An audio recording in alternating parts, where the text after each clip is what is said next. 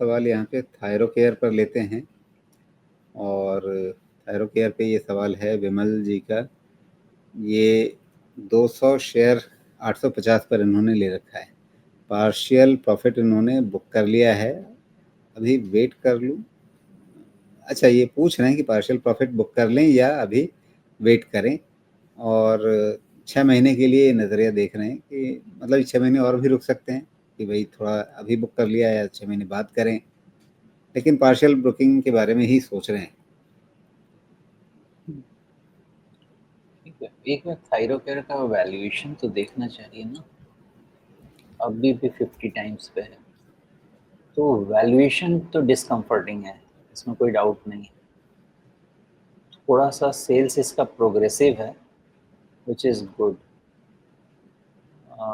वो उसके फेवर में जाता है, बट जो वैल्यूएशन है मेरे हिसाब से तो बहुत ही एक्सपेंसिव है। अब वो एक तरफ है, बाजार इसको कैसे देख रहा है वो समझिए। और आपने ये पूछा कि पार्शियल प्रॉफिट बुक कर लिया है, जो भी कर लिया वो आपका डिसीजन है। मैं सिर्फ आपको ये चीज़ समझाऊंगा कि इसको देखा कैसे जाता है, बाकी फैसला आपको करना है। इसमें एक बहुत अच्छा मूवमेंट है, मे बी ये मूवमेंट रिजल्ट आया होगा तभी हुआ होगा, रिजल्ट आया था, ठीक है, तो 21% का सेल्स बढ़ा है और प्रॉफिट आपकी बढ़ी है करीब करीब 7 मतलब रफली 50% नहीं, हाँ, करीब 40% के आसपास का प्रॉफिट भी बढ़ गया आपका। जबरदस्त जंप है मार्जिन में, जो इसके लिए सबसे अच्छा प्रूव होगा, सबसे अच्छा प्रूव होगा इसके लिए, क्योंकि मार्जिन बढ़ा मतलब आपकी प्राइसिंग पावर बढ़ी, प्राइसिंग पावर बढ़ी मतलब आपका वैल्यूएशन प्रीमियम बढ़ा। मैं इस तरह से इसको मेजर करता हूँ। जी। क्या हो सकता है अब ऐसे सिचुएशन में, ऐसा हो सकता है कि अगले रिजल्ट तक ये आपका जो आप कटोरी बनाते हैं वो आपकी कटोरी भर सकता है, ये रिजल्ट के बेसिस पे इसकी पॉसिबिलिटी रहेगी, लेकिन क्या एक बार में होगी? Answer is no. व्हाई? आपका ये जो स्टॉक है वो देखिए 665 660 से लेके आपका 950, तो 650 से 950 यानी 300, यानी रफली आप समझे तो 40-45% तक का मूवमेंट। और 45% तक का मूवमेंट कब से कब तक में? अप्रैल से लेके मई, मतलब एक महीना, जस्ट एक महीना, तो मूवमेंट बहुत ज़्यादा हो गया, तो स्टॉक में हीट बहुत ज़्यादा हो गया, इसलिए करेक्शन आना चाहिए। क्या मैं तो यही जानता हूँ कि जब तक करेक्शन नहीं आएगा स्टॉक टच नहीं किया जाता है। बट एनीवे, करेक्शन का इंडिकेशन कब है? करेक्शन का इंडिकेशन पहला आपका होगा, देखिए मोमेंटम रिसीड होने का इंडिकेशन तो शायद कल के डेटा में ही आ गया है, तो मोमेंटम रिसीड होना चाहिए।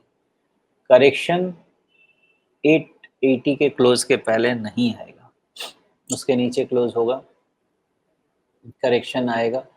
करेक्शन कहाँ तक आएगा कोई नहीं जानता, 840 पे भी रुक सकता है, 800 पे भी जा सकता है, ये स्टॉक बताएगा कि करेक्शन कहाँ तक होगा।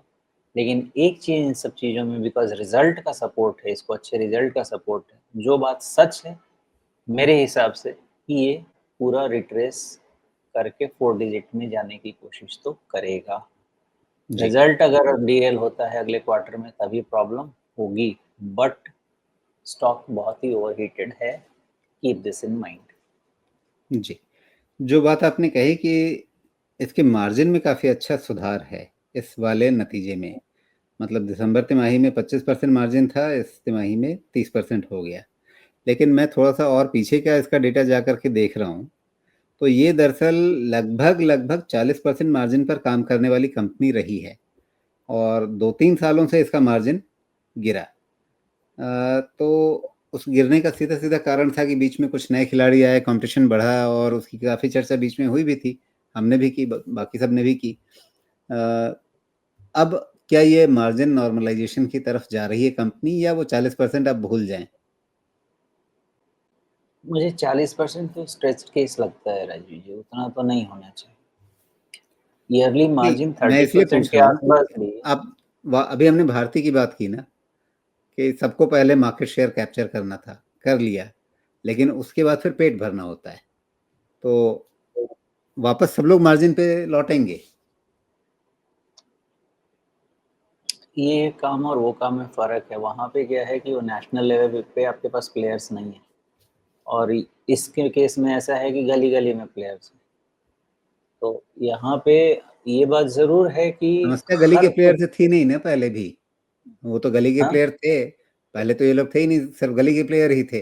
ये लोग आए एग्ज़ैक्टली। और 40% मार्जिन पे काम किया। समस्या तब हुई जब दूसरे बड़े उसी तरह के नेशनल लेवल के प्लेयर आए और उन्होंने वो रेट वार शुरू की। अब वो रेट वार आपको वापस नहीं दिख रही है, उसकी इंटेंसिटी खत्म हो गई, उसकी चर्चाएं खत्म हो गई। जिसको जो मार्केट कैप्चर करना था कर लिया। अब वो कंपटीशन चलता रहेगा, लेकिन अब उस तरह का मतलब प्राइस वार नहीं चल रहा है। जी। ये सेगमेंट ऐसा है कि इसमें बहुत प्लेयर्स हैं। हाँ, जो मैं कहना चाह रहा था वो ये है कि भारत में एक बहुत बड़ा जो सत्य है, इस चीज़ को समझ लें आप, हर चीज़ ऑर्गेनाइज़्ड सेक्टर में कन्वर्ट होगी, हर चीज़। और मेबी हर किसी को लगता है कि मैं हर पॉइंट मतलब हर जगह हर बार एक ही जगह पहुँच जाता हूँ, but that is the way to look at things. आपके पॉकेट की डेप्थ क्या है? आप ध्यान दीजिएगा, अगेन क्रूड एग्ज़ाम्पल है, अगर आप 90s की बात करें, तो 90s में कितने लोग कार में किसी का कॉइल खराब हो जाए तो रिप्लेस कराते थे। जाके मैकेनिक के पास बैठ के बाँध रहे हैं, तो बाँध रहे हैं, तो बाँध रहे हैं, फिर खराब हो गया तो बाँध रहे हैं, तो बाँध रहे हैं। जब आपके पास पैसा होने लगा, जिसको हम पर कैपिटा जीडीपी कहते हैं, और पर कैपिटा जीडीपी क्या होता है कि हर इंसान के पास कितना रफली एनुअल इनकम है ऑन एन एवरेज, एक रफ कैलकुलेशन। ये जितना बढ़ेगा, आपकी एबिलिटी टू स्पेंड बढ़ेगी, and then you start demanding better services. यही चीज धीरे धीरे होगा, और यही कारण है कि मैं बार बार कहता हूँ कि मोस्टली हर चीज आपकी ऑर्गेनाइज सेक्टर में कन्वर्ट हो जाएगी टू मैक्सिमम एक्सटेंट, जब हमारा per capita GDP even 5000 to $6000 के रेंज में पहुंच जाएगा। आप चेंज, बहुत बड़ा चेंज देखिए। यही होगा आपके। दिस इज द रीजन कि पहले हमारे वो चाचा आते थे इंजेक्शन लगाने के लिए, खून लेके जाते थे जांच के लिए, वो नहीं होता है अब। आपके चाचा कौन से हो गए हैं, 1 mg हो गया, आपके चाचा थाई रिपेयर हो गए, ये सब हो गया। तो ये सब चीज़ इंस्टीट्यूशनलाइज होगा प्रोसेस, कॉर्पोरेटाइज होगा प्रोसेस। ये होगा, इसमें जितना ही प्लेयर्स के आने की संभावना है, जितना जिसके पास फाइनेंशियल मसल है, वो आएगा, यहाँ सर्वाइव कर सकता है, बिकॉज हमारा मार्केट बहुत बड़ा है। हमारा मार्केट आप समझे कि इतना बड़ा हो सकता है कि जो आपका 2-2,500 पर कैपिटा जीडीपी है, अगर 5,500, 6,500, 7,000 की तरफ जाता है, इन सब का बहुत इनको फ़ायदा मिलेगा आने वाले समय में। तो अगर लॉन्ग टर्म आप देखेंगे तो इन सब की ट्रैजेक्टरी बहुत लंबी है, बहुत आपको नए प्लेयर्स देखने को मिलेंगे। बट वैल्यूएशन उसके कारण डेफिनेटली सप्रेस होगा, बिकॉज़ कॉम्पिटिशन होगा।